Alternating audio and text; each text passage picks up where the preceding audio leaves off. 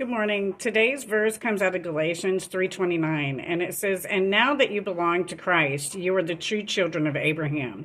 You are his heirs, and God's promise to Abraham belongs to you."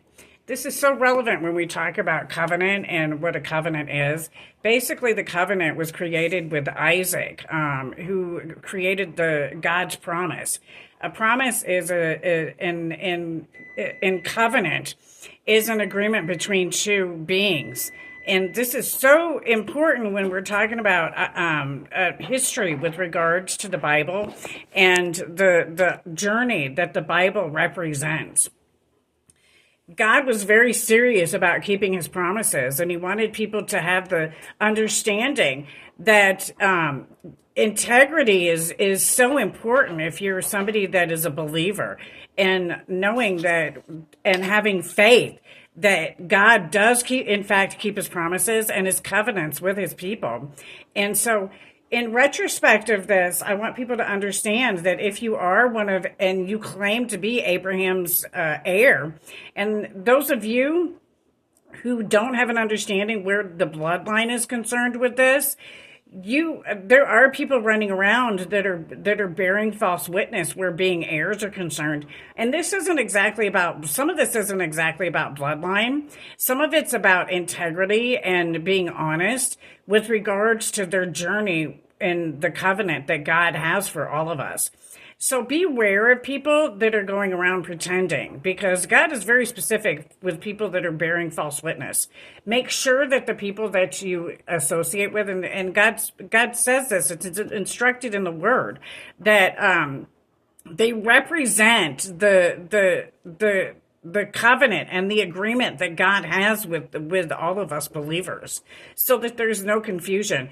When you see somebody who's in church and claiming to be a believer, but they're not with their actual biblical spouse, there's an issue with that. Again, it's not just that. People that steal and lie and cheat are living with stuff that they stole.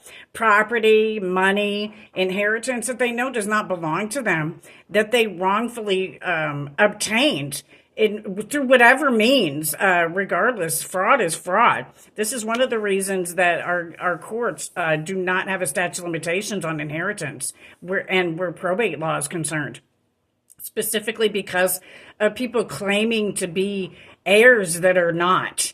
And so this is very important with regards to covenant and keeping your agreement. You do not have to have a piece of paper when you have a covenant with God. You just have that understanding because that's what you promised that you would do. And so remember that in retrospect when we're talking about covenants and how God gives us his promise, and he always keeps his word. Some people aren't here to see it because they passed on. They're up in heaven watching, and God relies on that with retrospect to having faith in knowing and believing that he is real and true. Trust me, I've been through enough experiences and seen enough to know there's nobody that could ever convince me that God doesn't exist, because I'm walking testimony that God is alive and still doing his work down here with regards to miracles every single day. When I walk into the Wellness Center, I see that every day. All these wonderful, beautiful people that God touched in one way or another, that are survivors, that are still thriving and driving and showing people through their testimony just how real God is. So remember that there's evidence everywhere. It's not that. That's not the factor in this. The factor is, do you believe the evidence as it is placed before you with God's love? God bless America. Have a blessed day. Back the badge and support the Purple Gang.